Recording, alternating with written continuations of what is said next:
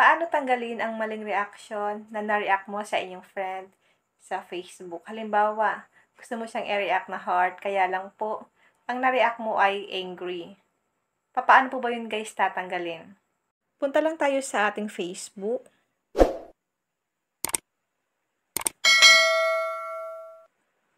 Click profile.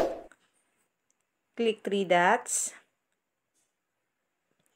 Click activity log. Click story activity. Dito niyo po makikita kung kanino kayo nag-react. Paano po ba yun guys tatanggalin? Dahil nagkamali nga tayo ng pag-react sa ating friend. Click mo lang po ang 3 dots.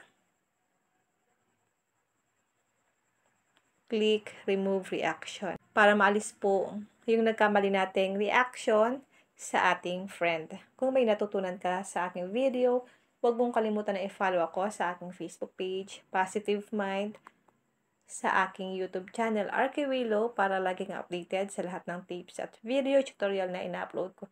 Mag-comment ka lang sa comment section kung may mga tanong kayo against my video. Sasagutin ko po yan sa abot ng aking makakaya. And now, thank you for watching. God bless you all.